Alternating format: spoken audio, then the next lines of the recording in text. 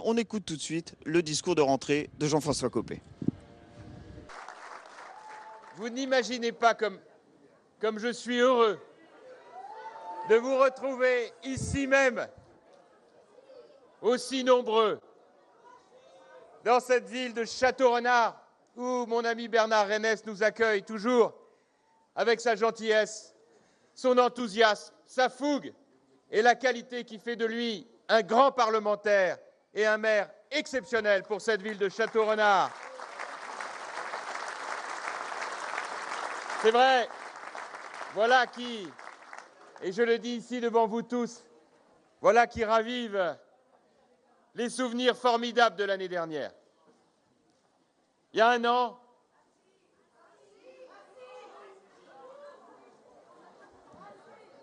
an, ici même, avec vous, j'annonçais ma candidature à la présidence de l'UMP. Il y a un an, ici même, je proposais pour notre famille une ligne politique forte au service de la France.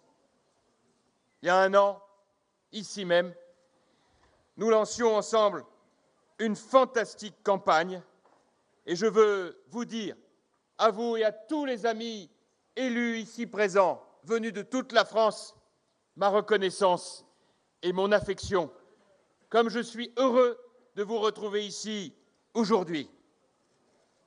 Parce qu'en un an, mes chers amis, j'ai accompli un long voyage. J'ai parcouru un long chemin dans toute la France, à la rencontre de toutes celles et de tous ceux qui partagent nos valeurs et qui, animés par la passion de la France, mesurent qu'il est temps de s'engager pour elle plus que jamais. J'ai entendu les inquiétudes, les interrogations, mais j'ai vu aussi beaucoup d'émotions, beaucoup d'enthousiasme, beaucoup de passion. Et tout cela est d'autant plus gravé dans mon cœur que j'ai pris tout au long de cette année la mesure des choses. Et comme je n'ai jamais eu peur des mots et que j'ai toujours dit les choses franchement, je veux aussi vous dire que la crise qui a suivi cette élection, elle a été un désastre pour notre famille politique comme pour chacun d'entre nous. Et je veux vous le confier à cette occasion parce que c'est d'abord à vous que je veux le dire. J'ai beaucoup appris sur la nature humaine, sur le caractère de chacun, sur ceux qui, dans les tempêtes, sont courageux, solides, fidèles, et puis sur ceux qui le sont moins. Dans ces moments difficiles que nous avons partagés, où j'ai entendu, je veux le dire aujourd'hui, tant de mensonges, tant de calomnies, tant de choses si contraires à la vérité, j'ai pensé à vous, à vos colères, à vos incompréhensions, et c'est cela qui m'a permis de tenir. Je voulais vous le dire parce que c'est une manière pour moi de vous remercier, de vous dire aux uns et aux autres que de voir cette mobilisation près de 2 fois plus importante encore que celle de l'année dernière est une démonstration que l'UMP est plus que jamais debout, engagée pour la France.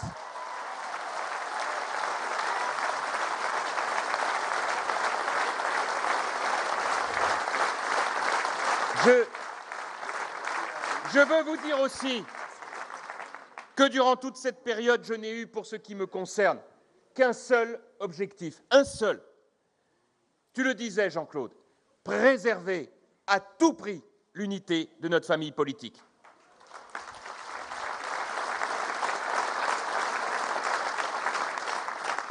Et face à toutes les tentations, toutes les dérives, j'ai fait d'abord le choix de ne jamais répondre aux polémiques et aux accusations, y compris les plus blessantes.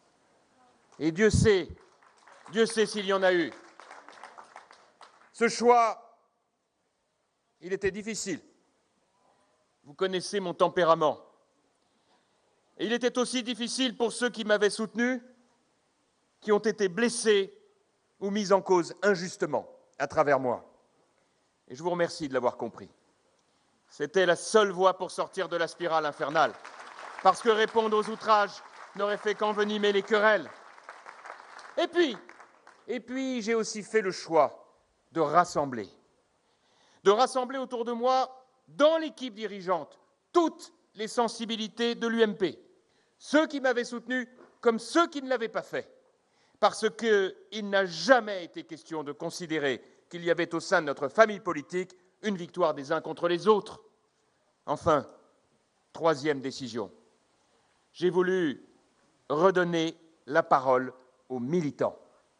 Parce que l'UMP, c'est vous. Parce que personne n'avait le droit de confisquer votre vote. Le 30 juin,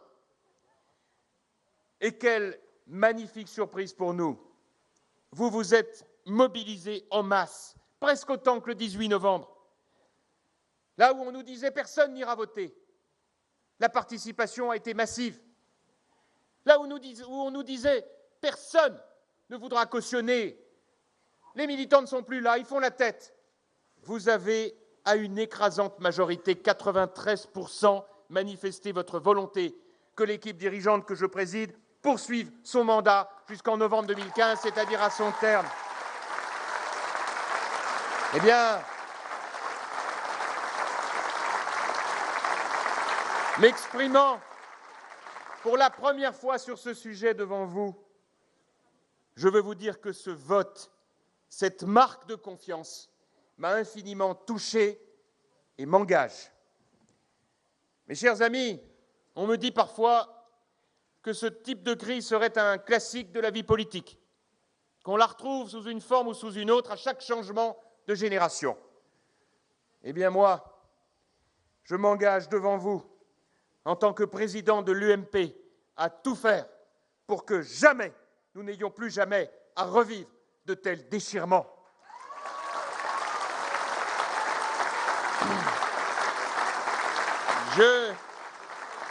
Je ne me laisserai plus piéger par ces querelles intestines. Je veux de toutes mes forces m'élever au-dessus de la politique politicienne qui n'est pas à la hauteur de ce que nos compatriotes attendent de nous, ni même de l'idée que je me fais de l'engagement politique. Parce que je ne me suis pas engagé pour cela. Je me suis engagé, comme nous tous, pour mon pays. Je me suis engagé pour les Français. Je me suis engagé par vous et pour vous. Et je me suis fait le serment, pendant cette crise si lamentable, tellement inutile et tellement absurde, de ne plus jamais me laisser entraîner vers le bas, vers ces passions médiocres qui nous ont fait tant de mal. Alors, avec le vote du 30 juin, n'en déplaise aux grincheux, la page, elle est désormais tournée. Désormais, l'UMP est prête pour une nouvelle étape et je viens vous le dire aujourd'hui, cette étape, elle a pour nom l'action et la reconquête. Et ceux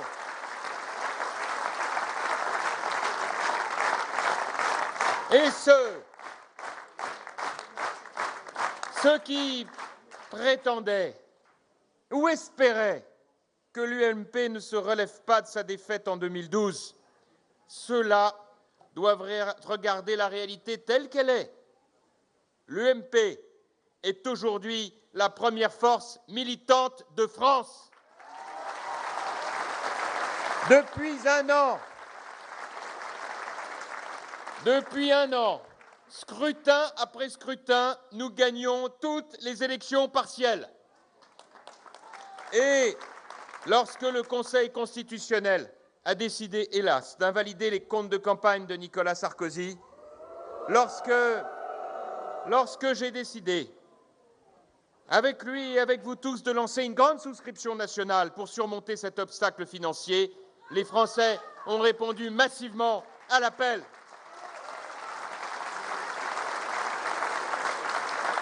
Aujourd'hui, cher Michel Tabarot, cher Luc Châtel, Je suis en mesure de vous annoncer que plus de 10,6 millions d'euros ont été recueillis en 6 semaines.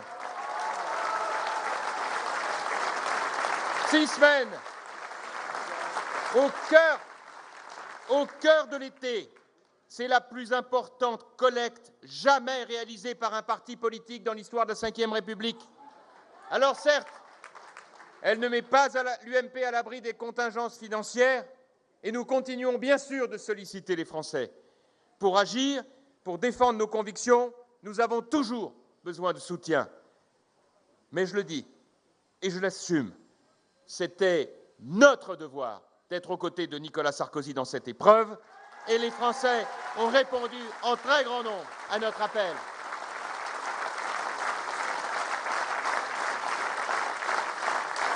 Je veux vous remercier les élus, les militants qui ont contribué à cette souscription.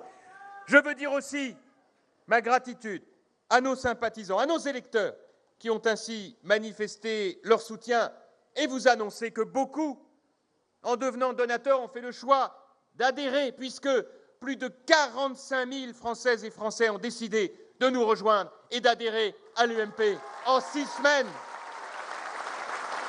C'est inédit dans l'histoire de notre mouvement.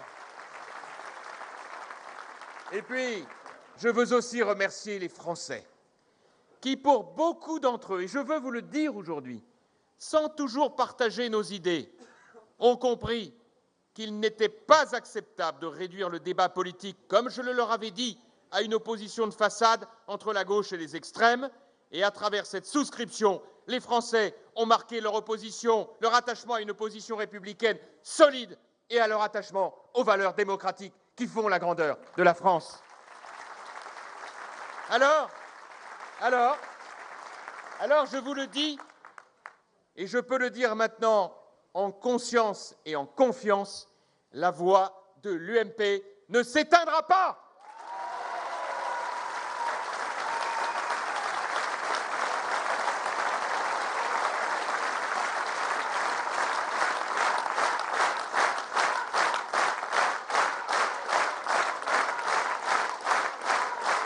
Alors, bon, quand je parle de la voix de l'UMP, au singulier, cela provoque parfois quelques réprobations. On me dit, mais pourquoi, à ce propos, n'arrivez-vous pas à faire parler l'UMP d'une seule voix? Eh bien, je vais vous le dire. C'est tout simplement parce que c'est humainement impossible. L'UMP, c'est le parti qui incarne toutes les sensibilités et mieux encore, toutes les personnalités, et de la droite et du centre. Et je veille d'ailleurs, je vous le dis parce que c'est ma conception de la mission qui est la mienne, je veille à ce que chacun puisse exprimer sa diversité. C'est ça d'ailleurs la richesse d'un grand parti, surtout quand on est dans l'opposition, dans une phase de réflexion pour l'avenir. Et c'est donc normal qu'il y ait une grande liberté d'expression. D'ailleurs, vous-même êtes bien heureux de pouvoir, par votre vote, choisir tel ou tel mouvement et dire vous-même, et vous me l'écrivez souvent, votre différence, votre opposition, votre réaction. Bon, alors évidemment, je ne suis pas dupe, et vous non plus, que tel ou tel peut être tenté de, comme on dit, jouer perso. Mais où est le drame, après tout?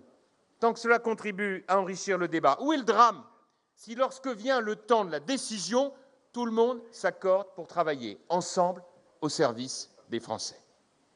Je le dis simplement, l'avenir ne peut pas s'écrire les uns sans les autres, mais encore moins les uns contre les autres. L'avenir s'écrira ensemble ou il s'écrira sans nous.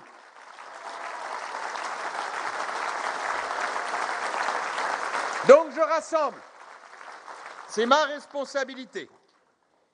Mais ça doit être surtout, à mes yeux, le point de départ pour le nouvel horizon que je veux, en cette rentrée, vous fixer. Nous sommes le parti de toutes les sensibilités de la droite et du centre, mais je souhaite que demain, nous devenions le parti de tous les Français. Devenir le point de ralliement de tous ceux et celles qui veulent préparer la relève de notre pays, quel que soit leur engagement originel. Car enfin, après 15 mois seulement de présidence de François Hollande, la déception est si grande que nous devons devenir, pour tous les Français, le parti de référence, même pour ceux qui n'ont pas voté pour nous en 2012, considérant alors qu'une alternance était peut-être nécessaire. Mais nous ne devons jamais ni renier ni renoncer à nos valeurs fondatrices. François Hollande leur avait promis de réenchanter le rêve. Le résultat, c'est l'explosion du chômage, des impôts, de la délinquance et, hélas, du communautarisme. On est passé de la grande illusion à la grande désillusion, avec son goût amer et la colère du peuple français qui gronde. L'été que nous venons de vivre en a été la triste illustration. L'escalade fiscale s'est poursuivie alors que jamais les Français n'ont été autant écrasés de taxes, d'impôts et de charges. C'est désormais le premier frein à la croissance. On a d'ailleurs vécu un grand moment il y a 3 jours. Pierre Moscovici qui reconnaît que peut-être il y a, je cite, un ras-le-bol fiscal. Mais juste, de qui se moque-t-il? Sous la dictée de François Hollande, c'est lui qui a déjà décidé d'augmenter les impôts de 34 milliards d'euros en 1 an. C'est lui qui va en rajouter 6 milliards supplémentaires, sans compter l'augmentation à venir de la CSG et des cotisations, puisque François Hollande n'a pas le courage de faire la réforme des retraites. Et il nous annonce pour la fin de l'été, la petite dernière, la taxe carbone pour les Verts. Comment voulez-vous que nos entreprises se développent, que les délocalisations s'arrêtent, que le chômage, et notamment le chômage de nos jeunes, puisse reculer dans ces conditions? La vérité, mes chers amis, c'est qu'il faut revenir aux fondamentaux de ce qui marche dans tous les pays du monde. Pour sauver notre économie ou nos emplois, il n'y a qu'une seule solution. Il faudra revenir sur toutes les hausses d'impôts et de charges décidées par François Hollande et l'assumer. Oui, je le dis, nous devrons, comme ça se fait dans tous les pays d'Europe, baisser de 10% les dépenses publiques, et Dieu sait s'il y a de la marge. Comme ça se fait lorsqu'un ménage, une entreprise, une organisation est en difficulté. 10%, 130 milliards d'euros sur 1300, et on consacrera la moitié de ces 130 milliards d'euros à baisser la dette pour préserver l'avenir des générations futures, et l'autre moitié, 65 milliards, pour baisser les charges, les impôts, les taxes des entreprises et des ménages, pour leur permettre de produire, d'investir, de consommer, d'embaucher en France et pas ailleurs. C'est un engagement qu'il nous faut prendre. Ça n'est certainement pas une de ces promesses qu'on pourrait être tenté de faire pour aller ici ou là prendre quelques points dans les sondages. C'est affaire de responsabilité. Et la politique conduite par la gauche depuis 1 an vient définitivement faire la démonstration qu'un grand pays, qu'une grande puissance économique ne peut pas, du fait de l'irresponsabilité d'idéologues, être étranglé fiscalement et économiquement à un moment où la concurrence mondiale est celle que nous connaissons.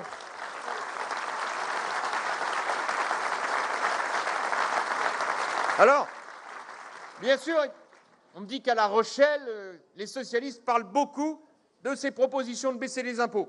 Ils ne voient la culture politique qu'à travers les hausses d'impôts et, bien entendu, toujours annoncées comme dirigées vers les fameux riches. Sauf que tout le monde sait très bien que c'est tous les Français qui payent à la fin pour ce genre de programme démagogique. Et ceux qui vont recevoir leur avis d'imposition dans quelques jours vont pouvoir en faire la triste découverte. Alors malheureusement, je vois que c'est déjà arrivé dans certaines boîtes aux lettres. Les problèmes, malheureusement, ne se cantonnent pas à la sphère économique.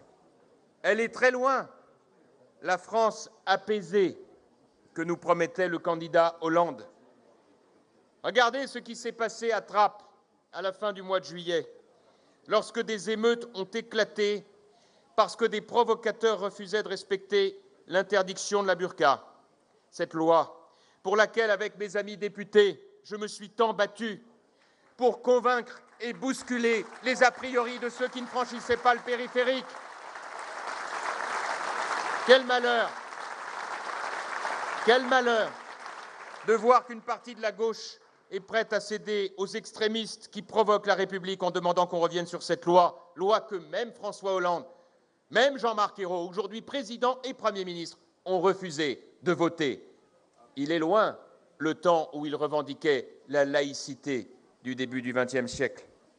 Alors c'est vrai, et je veux vous le dire aujourd'hui avec beaucoup de force, dans ce contexte d'exaspération, le rendez-vous des élections municipales de mars prochain ne sera pas un rendez-vous comme les autres. Il revêt une importance capitale. Et ce, pour une raison que je vous demande de dire autour de vous. Il faut dire aux Français que la seule chance de voir François Hollande renoncer à cette politique suicidaire pour notre pays, c'est de lui infliger une sanction massive au moment des élections municipales. Voilà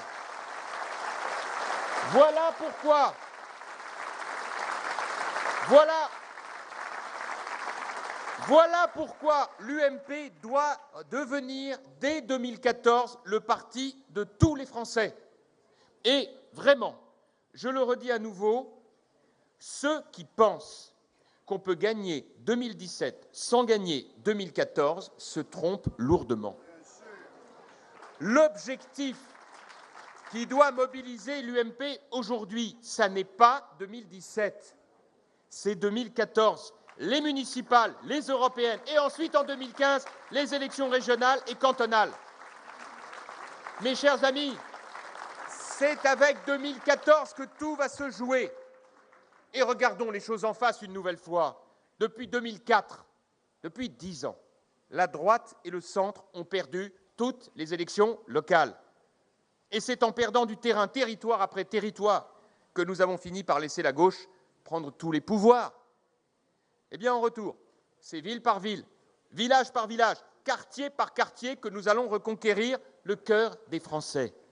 C'est en nous mettant concrètement au service de nos concitoyens, en facilitant leur vie au quotidien, en montrant notre efficacité sur le terrain, que nous arriverons demain à regagner leur confiance pour les élections nationales. Je demande que chacun comprenne que si le désaveu de la politique socialiste est omniprésent dans l'esprit des Français, pour autant, nous devons, nous, reconquérir leur confiance.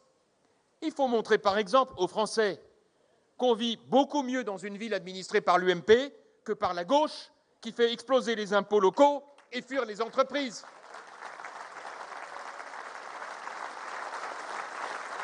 Que l'on vit mieux dans une ville administrée par l'UMP aussi que par le Front National, qui, il est bon de le rappeler, a toujours fait la preuve de son incompétence et de ses turpitudes dans les villes qu'il avait gagnées. Demandez aux habitants de Toulon ou de Vitrolles le souvenir qu'ils en ont gardé. Sur ce point, mes chers amis, je veux prévenir les Français à propos du Front National. Vous le savez, nous sommes unanimes à l'UMP pour dire qu'il n'y aura aucun accord ni aucune alliance électorale avec eux. Jamais. Et je vous demande d'expliquer sans relâche à celui ou celle qui veut sanctionner la gauche que s'il vote pour l'extrême droite, il enlève une voix à l'UMP et que si dans certaines villes, le Front National fait des scores élevés au premier tour, au nom de volonté de tel ou tel de dire son exaspération, il pénalisera l'UMP au risque de faire gagner la gauche, pour le plus grand bonheur de François Hollande, digne héritier en la matière de François Mitterrand. Mais en contrepartie, et je veux le dire avec la même clarté aux Français qui seraient tentés de voter Front National pour exprimer leur exaspération, que notre famille politique n'a pas l'intention de faire de l'eau tiède ou de la langue de bois sur les sujets qui les préoccupent ou les angoissent. La gauche m'a beaucoup reproché de mettre les pieds dans le plat sur les sujets qui fâchent. Elle oublie ou elle feint de ne pas voir que les Français attendent des responsables politiques qu'ils aient le courage de regarder la réalité en face et de proposer des solutions. Qu'est-ce qui fait à chaque fois monter l'extrême droite? Ce n'est pas de dire les choses telles qu'elles sont, c'est de les nier. C'est le déni du réel face à la violence dans les quartiers ou la montée du communautarisme. C'est l'impuissance de l'État à maîtriser l'immigration. C'est l'incapacité du gouvernement à proposer un chemin de croissance et d'emploi pour la France. Alors les Français doivent savoir qu'une nouvelle génération UMP est en train de naître, bien consciente de ces défis, instruite des leçons du passé. Vous allez voir lors des prochaines municipales d'innombrables nouveaux visages. Une nouvelle génération animée par un amour profond de la nation, de son histoire, de sa culture, de ses valeurs. Une nouvelle génération qui a soif de servir le bien commun, qui a la ferme volonté de ne plus subir la domination idéologique de la gauche. Une nouvelle génération riche de sa diversité, avec des jeunes ou des moins jeunes, des personnes de toutes origines, de toutes conditions sociales, qui partagent le désir de porter avec nous un élan de reconstruction dans toute la France. Et elle a du mérite, cette nouvelle génération, lorsque l'on voit comment les responsables politiques sont brocardés par des lois démagogiques. Elle a du mérite, cette nouvelle génération, de vouloir s'engager pour la France, et elle doit savoir qu'à l'UMP, nous l'accueillons à bras ouverts, au nom de la France et pour l'avenir des enfants de France.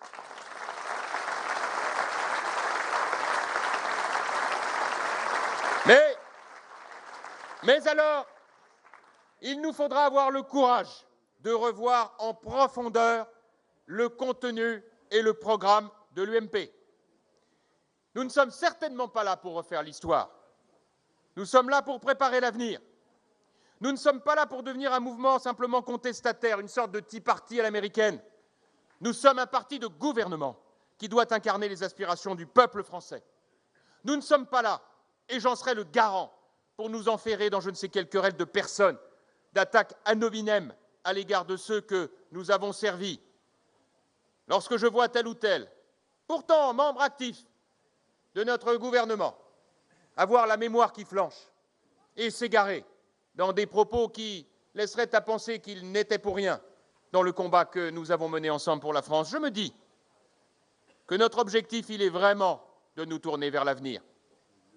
Il est de préparer dans la sérénité, mais sans langue de bois, l'alternance démocratique, c'est-à-dire une vision, un projet, un avenir.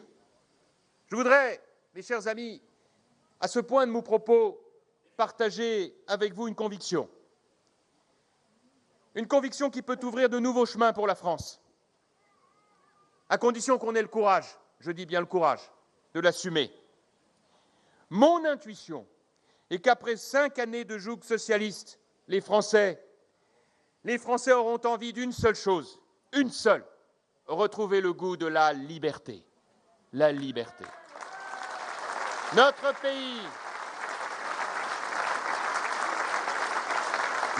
pays s'enfonce parce qu'il porte aujourd'hui des chaînes que l'œil ne voit pas.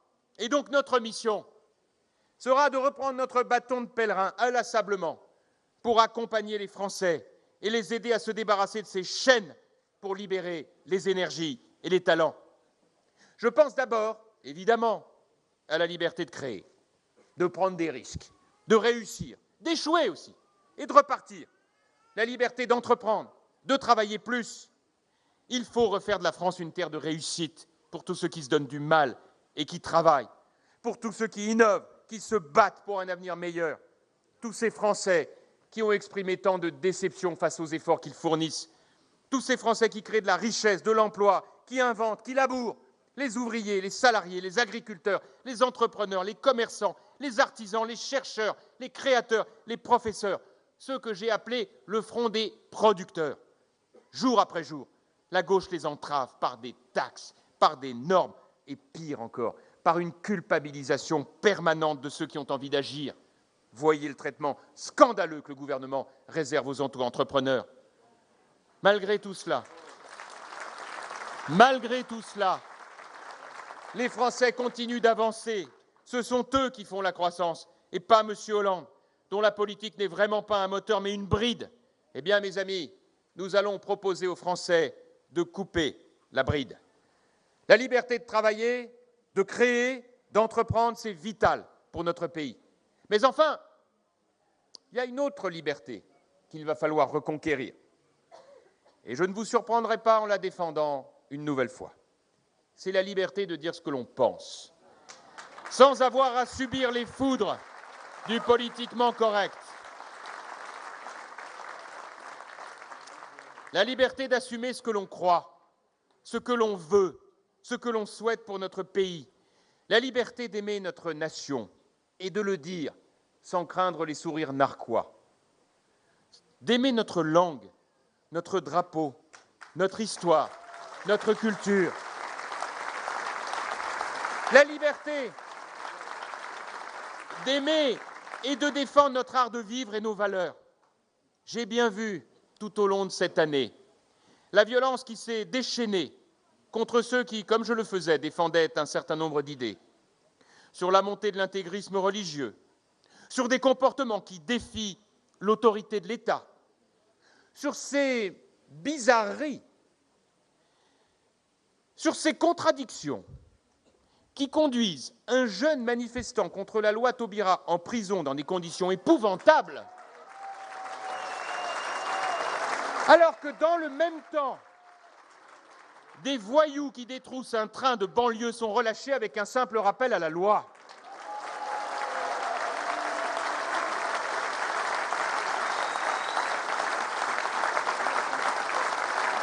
Alors, vous m'avez compris, le combat pour la liberté, c'est pour la liberté d'entreprendre et de travailler plus, c'est pour la liberté de dire ce que l'on pense, c'est aussi de protéger la liberté d'aller et de venir en sûreté sur l'ensemble de notre territoire, d'avoir un bien, d'avoir un terrain, sans crainte de se faire voler, attaquer ou squatter.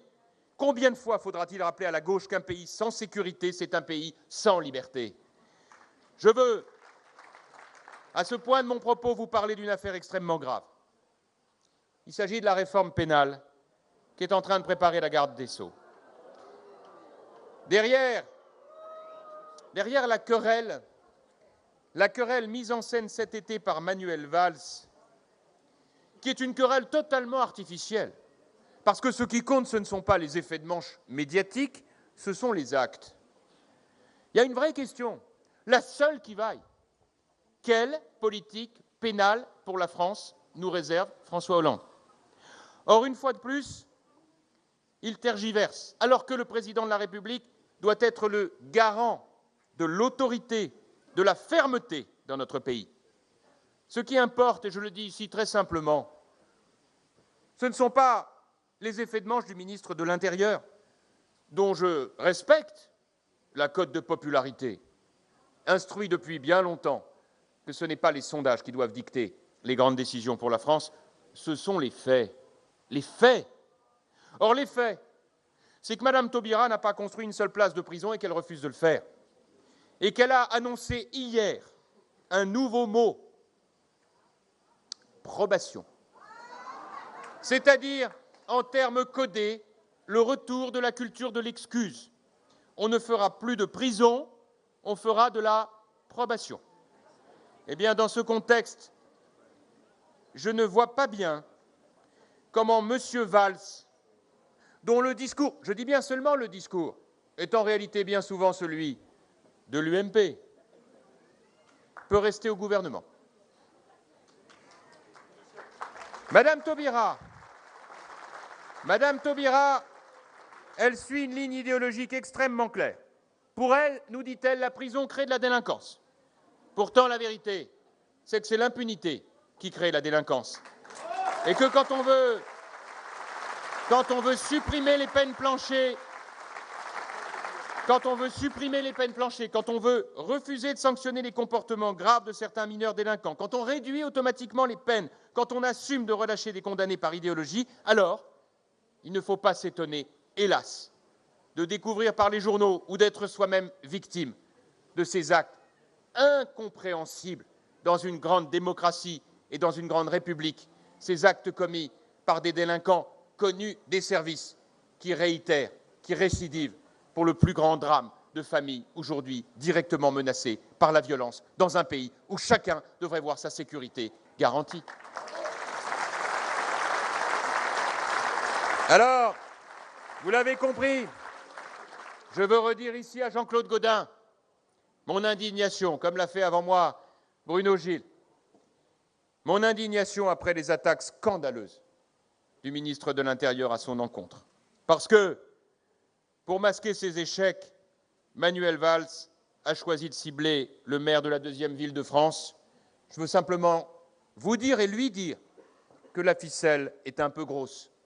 Moi, j'ai juste une question à lui poser, une seule, sans vouloir trop déranger, juste pour qu'il l'entende. Je voudrais qu'on m'explique pourquoi, à Paris, M. Delanoë ne serait pour rien dans l'explosion de la délinquance que tout le monde constate, alors qu'à Marseille, tout serait de la faute de Jean-Claude Gaudin.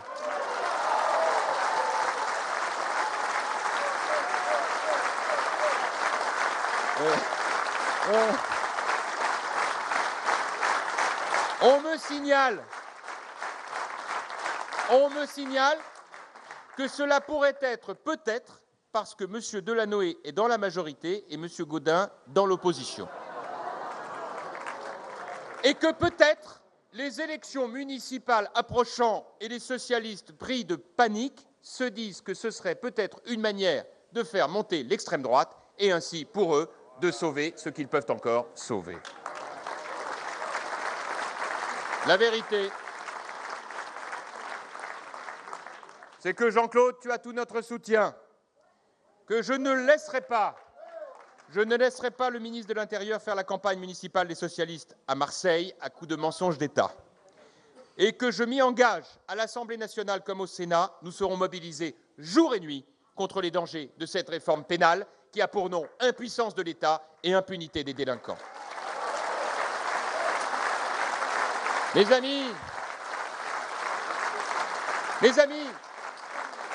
dans un pays asphyxié par la doctrine socialiste, nous avons devant nous un formidable chemin d'alternance.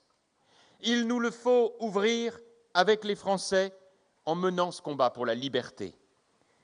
Le combat pour la liberté, c'est redire que chaque Français compte, que chaque Français est important, avec ses forces et ses faiblesses.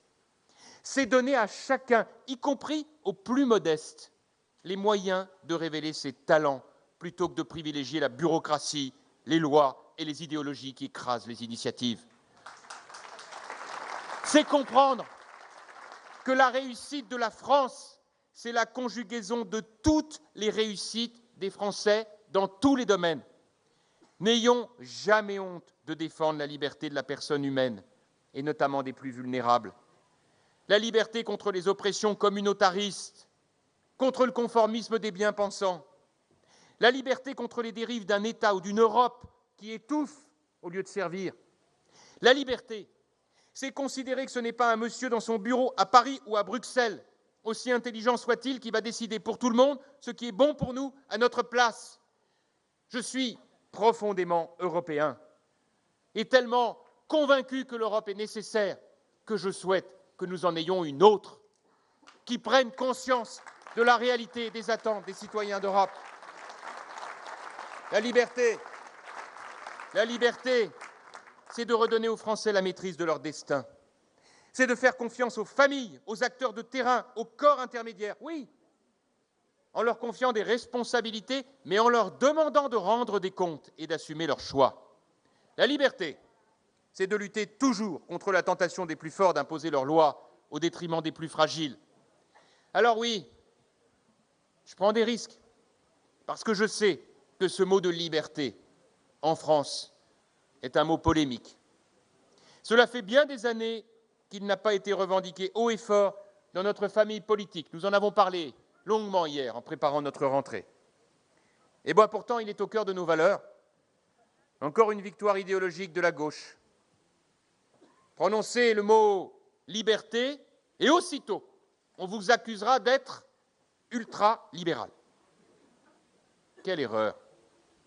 La liberté, c'est un mot magnifique, un combat qui est au cœur du génie français. Il a inspiré nos philosophes, nos écrivains, nos poètes, nos peintres, nos économistes, nos hommes d'État. Des libéraux, évidemment, de Montesquieu à Turgot, de Chateaubriand à Tocqueville, mais pas seulement. La liberté, ce n'est pas un parti, ce n'est pas un courant, c'est l'âme de la France. Vous vous souvenez de ce tableau de Delacroix qui la peignait, guidant le peuple, étendard à la main, et qui est dans tous les livres d'histoire. Rappelez-vous de De Gaulle qui parlait de ce pacte multiséculaire entre la grandeur de la France et la liberté du monde. Et Éluard, qui écrivait son nom en 1942 alors que la France était aux heures les plus sombres. Combien de nos aînés sont morts à travers les siècles pour la défendre, la liberté? Ce n'est pas un hasard si nos aînés l'ont choisi pour figurer en premier dans la devise de la République. Dans l'esprit de ceux qui ont fait 1789, la liberté était une valeur majeure, comme l'égalité, mais ils l'avaient mise en premier. Or, les idéologues à gauche ont repris les choses en main. Ils ont imposé leur bien-pensance. Pour eux, on n'en fait jamais assez pour l'égalité et toujours trop pour la liberté. Pour eux, et Dieu sait si le monde nous regarde avec étonnement, pour eux, l'ultra-égalitarisme est un paradis et l'ultralibéralisme un enfer. C'est absurde. Les deux doivent être combattus avec la même force. L'ultra-égalitarisme, c'est le refus de l'effort, le refus du mérite, le refus de toute réussite et de toute différence. C'est la morale de l'envie, le triomphe de la jalousie, la victoire du ressentiment.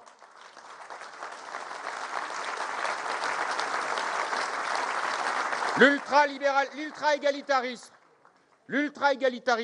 c'est cette idée que chaque tête qui dépasse doit devenir un bouc émissaire méticuleusement guillotiné. Et si possible en place publique pour que tout le monde se partage les dépouilles. Ce n'est pas la France qu'on aime. Non, ce n'est vraiment pas la France que l'on aime. Et l'intégrisme obsessionnel des socialistes dans ce domaine depuis 1 an en est la terrible illustration.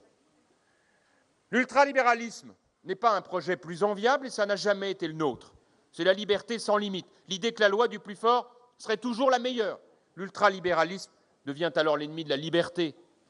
Je veux donc avec vous défendre une éthique de la liberté, une morale de la liberté, et elle a pour nom responsabilité. La liberté, ce n'est pas le droit de faire n'importe quoi, c'est assumer ses actes et leurs conséquences, c'est accepter l'équilibre entre les droits et les devoirs. Or, l'UMP, c'est le parti des droits et des devoirs. La liberté, ça n'est pas non plus la culture de l'égoïsme ou le chacun pour soi. D'ailleurs, la révolution civique que nous avons lancée en est l'illustration. Si on fait croire aux citoyens qu'il faut tout attendre de l'État, on le déresponsabilise. Ceux pour qui tout va bien finissent par ne plus se soucier du plus fragile, en se disant que le service public s'occupera d'eux. Et ceux qui sont dans la difficulté sont enfermés dans l'assistanat au mépris de leur dignité. Inversement, quand on fait confiance aux personnes, aux familles, aux associations, alors on libère des trésors illimités de générosité. Mais la liberté, et je le dis de la même manière, ça n'est pas le rejet de l'État. Au contraire, la liberté, elle passe par un État fort et efficace au XXIe siècle, par une puissance publique moderne, recentrée sur ses missions premières, dont la garantie de la liberté. Nous avons besoin d'un État efficace pour assurer la sécurité et la propriété. Nous avons besoin d'un État efficace pour garantir l'égalité des chances et la reconnaissance du mérite. Nous avons besoin d'un État efficace pour lutter contre les extrémistes qui veulent imposer leurs lois au-dessus des lois de la République. Pour lutter contre les terroristes aussi, qui veulent museler la liberté de la presse. Nous avons besoin d'un État efficace pour briser les diktats de certains acteurs économiques qui exploitent leur position de force par rapport aux PME ou aux consommateurs. Et surtout, d'un État efficace pour attirer les investisseurs en France, pour mener une politique favorable à l'emploi en diminuant les impôts, les charges et les normes, pour assurer une stabilité législative et fiscale, pour réduire l'impact désastreux de ces contrôles incessants de l'URSSAF et de l'inspection du travail qui ne donnent plus envie à personne de faire le moindre effort. En un mot, remplacer une société de défiance par une société de confiance. Voilà le message qu'il nous faut adresser à la France de demain. Bien sûr, et je le dis ici devant mes amis parlementaires qui y sont comme moi et comme vous tous très attachés et qui souffrent aujourd'hui de voir le recul de la France. Le combat pour la liberté, c'est aussi le combat pour que la France garde la maîtrise de son destin dans le monde, qu'elle garde une voix audible pour peser sur le cours de l'histoire. Un pays qui refuse de poursuivre ses investissements dans le nucléaire, qui interdit toute recherche sur le gaz de schiste, risque de perdre son indépendance énergétique. Est-ce que c'est encore un pays libre? Un pays qui dépend des marchés financiers à force de dépenser toujours plus qu'il ne gagne. Est-ce que c'est encore un pays libre? Un pays qui coupe les vivres de son armée en baissant toujours ses effectifs et ses équipements, au risque de remettre notre sécurité en cause. Est-ce que c'est un pays libre? Un pays qui n'est plus du tout écouté sur la scène internationale lorsqu'il faut trouver des réponses aux massacres en Syrie, aux violences en Égypte, aux attaques contre les chrétiens d'Orient, et qui montre une telle complaisance vis-à-vis de ce qui se passe en Tunisie, au prétexte qu'il serait membre de l'internationale socialiste. Est-ce que c'est encore un pays libre? Eh bien, moi, je vous le dis, j'aime la France quand elle incarne la liberté, et avec vous, je me battrai pour restaurer cette liberté en France. Alors, vous ayant dit tout cela, j'ai bien conscience que le principal obstacle au renouveau politique dans notre pays, c'est le manque de crédibilité de la parole publique. Moi, j'entends très souvent, lorsque je rencontre les Français, et y compris vous, et pourtant vous êtes les plus sympas, j'entends bien souvent cette phrase qui vient du cœur et qui va vous faire sourire. C'est bien joli, tout ce que vous nous dites. On a même envie de vous croire. Mais qu'est-ce qui nous prouve que vous allez le faire? Cette objection, elle ne peut pas rester sans réponse. Voilà pourquoi, dès notre retour au pouvoir, et je préfère prendre date dès maintenant avec les Français, il faudra réformer vite et fort, sans trembler et sans tergiverser.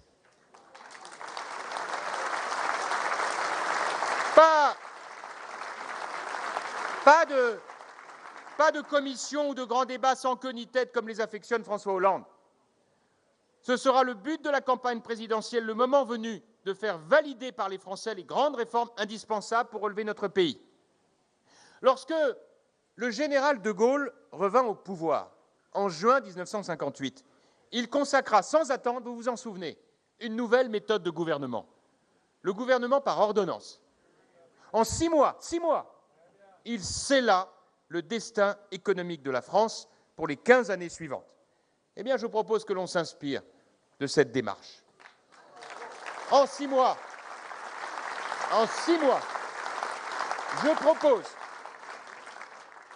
je propose que l'on adopte les grandes réformes par ordonnance. Et nous aurons alors tout le reste du mandat pour les faire appliquer, pour les expliquer, pour les évaluer. Je vois déjà 5 chantiers au moins, à conduire pour redonner plus de liberté aux Français. Libérer l'école, avec plus d'autonomie pour les équipes de terrain, afin de les responsabiliser et qu'elles rendent des comptes. Libérer le travail pour faciliter l'embauche et en finir définitivement de ces 35 heures. Libérer les Français d'une fiscalité oppressante, en baissant évidemment la dépense publique, je vous en ai parlé à l'instant. Libérer les générations futures du fardeau de la dette en réformant en profondeur notre modèle social. Oui, ce sera un rendez-vous de courage. Aligner le système de dégressivité des allocations chômage sur celui de l'Allemagne, qui dans ce domaine est un modèle. Une obligation de travail hebdomadaire pour ceux qui touchent le RSA, avec des sanctions renforcées contre la fraude. Et bien sûr, Bien sûr, une vraie réforme des retraites qui acte le report à 65 ans comme les autres pays d'Europe qui ne comprennent pas qu'on ne le fasse pas, aussi douloureux soit-il. Une fusion progressive du régime général et de celui de la fonction publique, sans oublier cette idée que j'avais défendue devant vous l'année dernière, ô combien tabou, de supprimer, hormis pour les cas d'urgence sanitaire, l'aide médicale d'État qui entraîne la prise en charge à 100% des dépenses médicales pour les étrangers en situation irrégulière.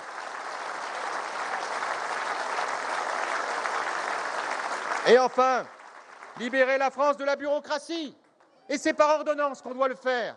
Écoutez, je voudrais développer avec vous un peu ce dernier point de la bureaucratie. Parce que je vous disais tout à l'heure qu'on veut un État efficace. Oui, c'est vrai. Mais nous ne voulons pas d'un État obèse, d'un État qui se mêle de tout et ne règle rien, qui embrasse trop et mal étreint. Nous ne voulons pas d'un État qui contrôle tout le monde et que personne jamais ne contrôle ni n'évalue, qui donne des leçons à tout le monde et n'accepte aucune remise en cause. Que de caricatures dans ce domaine depuis un an. Le choc de simplification évoqué un moment par François Hollande, le mot joliment tourné de la boîte à outils, est une de ces plaisanteries dont il est coutumier. Mais enfin, en réalité, nous avons chaque jour une nouvelle contrainte absurde, un nouveau contrôle stupide. Cela fait des mois que je dis, reprenant la célèbre formule du président Pompidou, « Arrêtons d'emmerder les Français ». Écoutez, je vous ai amené quelques chiffres pour méditer. Notre Code du travail compte 3000 articles contre 54 en Suisse. Notre feuille de paye compte 22 lignes contre 8 en Allemagne. Nous avons 40 sortes de contrats de travail différents, 18 000 règles de droit applicables aux différentes prestations familiales. Nous avons 600 régimes de retraite de base, 6 000 régimes complémentaires contre 2 ou 3 dans toute l'Europe du Nord. Notre Code des impôts, 3 500 pages, pas loin de 2 000 articles auxquels il faut ajouter les 5 000 pages de doctrine fiscale de l'administration. C'est de la folie pure. Il est vraiment temps de retrouver la raison. Comment voulez-vous qu'un pays comme le nôtre puisse, avec les boulets qu'il traîne aux pieds, regarder vers l'avenir avec confiance? Si l'Allemagne, le Royaume-Uni vivent avec des réglementations moins complexes, pouvez-vous m'expliquer pourquoi nous ne serions pas capables de le faire? Mais si on ouvre à la concertation, on ne fera plus rien. Si on le met dans une ordonnance, si on en fait un élément clé de notre projet pour la France, alors la légitimité sera suffisamment forte pour moderniser ce pays et donner envie aux gens de prendre des risques, de s'engager et de réussir. Alors, il faudra aussi réduire le nombre de ceux qui produisent des normes. Les parlementaires produisent des normes. Ils ne sont pas les seuls. C'est humain. Si vous nommez des gens dans les bureaux, ils travaillent. Donc ils inventent des règles nouvelles. Ils diligentent des nouveaux contrôles. Et à leur échelle, ils font d'ailleurs leur devoir. Généralement, ça vient toujours de la part d'un ministre qui veut marquer son nom sur la réglementation qui se produit. Tellement angoissé à l'idée de mourir oublié. Le problème, c'est qu'à leur échelle, chacun fait son devoir, mais ils ne font pas la somme de toutes les règles et contrôles inventés en parallèle par les collègues des autres bureaux. Et voilà comment on se retrouve là où nous en sommes. En même temps, il n'est pas question de faire de caricatures. C'est un honneur de servir la France. C'est un honneur de servir l'État. Et je ne laisserai personne discréditer sans raison qui font ce choix, ceux qui font ce choix dans nos services publics, dans nos hôpitaux, dans nos écoles, dans nos commissariats ou nos gendarmeries. Mais je veux vous le dire aussi, il faut absolument assumer de réduire le nombre de fonctionnaires là où chacun comprend qu'en réduisant le nombre de règles et de normes, ils n'ont plus la même vocation. Nous avons besoin de fonctionnaires travaillant au-delà des 35 heures, comme le feront le reste des Français, qui soient bien formés, mieux rémunérés, moins nombreux et mieux considérés au service de l'État et au service de la France. C'est une nouvelle perspective qui doit s'ouvrir pour chacun d'entre eux. Nous avons 20 fonctionnaires pour 100 actifs au travail. En Allemagne, c'est 13. Au Royaume-Uni, c'est 10. Réduisons l'écart d'au moins la moitié avec l'Allemagne dans un premier temps. Pour cela, il faut reprendre le non-remplacement d'un départ à la retraite sur 2, naturellement. L'appliquer au niveau de l'État, mais aussi dans les collectivités locales, les organismes de sécurité sociale. Et je le dis, je militerai autant que je le peux pour cela, il faut fusionner les départements et les régions, comme cela se fait dans toute l'Europe. Mes chers amis, cela va peut-être vous surprendre, puisque je vous ai beaucoup parlé d'avenir ce matin. Mais pour finir, je voudrais évoquer avec vous notre histoire. Un épisode qui me tient tout particulièrement à cœur, d'abord parce qu'il a marqué à jamais la ville de Meaux, dont je suis le maire, mais aussi parce que, dans l'histoire de notre pays, il représente un moment clé. Un moment que j'ai voulu raconter dans un livre, alors que nous allons célébrer dans un an le centenaire de la guerre 14-18. Il s'agit de la bataille de la Marne, un événement décisif qui a changé le cours de la Grande Guerre, un de ces basculements fantastiques qui nouent le destin des peuples, une victoire surprise qui nous apprend beaucoup sur notre pays, sur ses forces et sur ses faiblesses. Et je voudrais que personne ne l'oublie en ce moment où tant de nos compatriotes doutent de notre destin et de la France. Rappelez-vous, pour ceux qui ont cela en tête de leur livre d'histoire ou de la mémoire de leurs parents ou de leurs grands-parents, depuis le début de la guerre, c'était le 3 août 14, l'armée française allait d'échec en échec. Jour après jour, elle reculait, comme en 1870, sous l'offensive allemande. Et voilà que l'ennemi approchait de Paris, menaçant de déborder nos soldats. Le gouvernement s'était enfui à Bordeaux pour mieux contrôler les opérations. Et du côté allemand, le Kaiser croyait tenir la victoire. Et il y avait Joffre à la tête de nos armées. Il a une intuition géniale et surtout la force de caractère. Alors que tout semble perdu, de saisir la dernière chance, offerte à la France pour son salut. Et le matin du 6 septembre, il demande à ses soldats de repartir vers l'avant. 1 million d'hommes. De repousser l'ennemi coûte que coûte, de ne plus reculer. Ces soldats, ils viennent de toutes les régions de France, Bretagne, Provence, sans oublier l'armée d'Afrique, ces Algériens, ces Marocains si héroïques.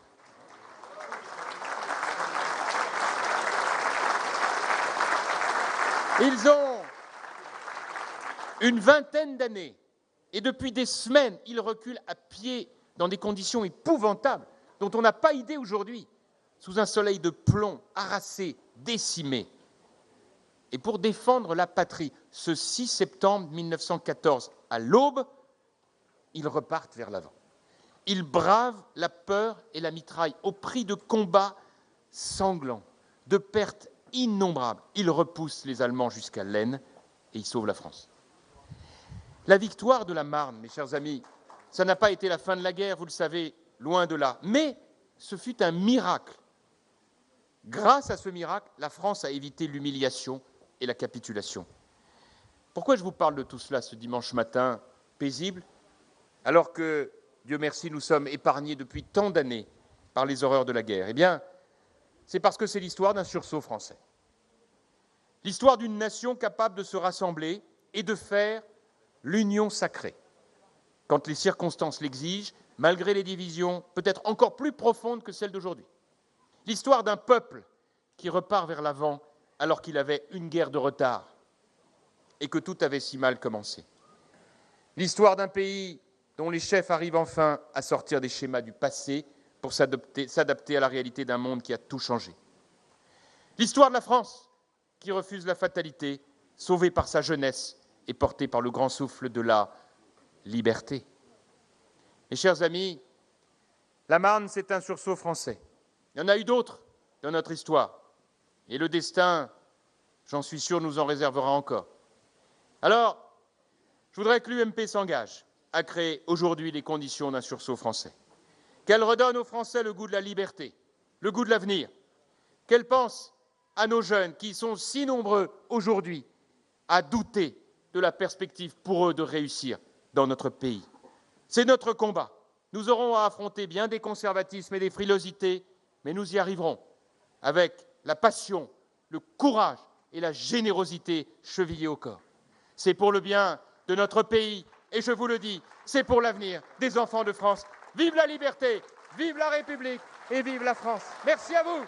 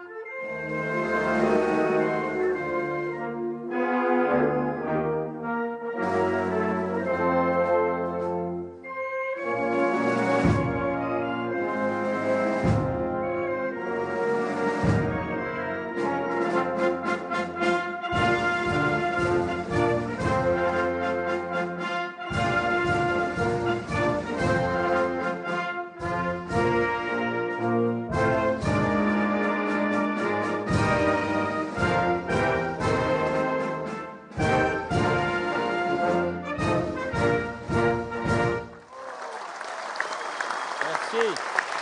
Merci à vous. Je vous embrasse. Merci. Mobilisation générale, c'est pour la France. Merci à vous tous.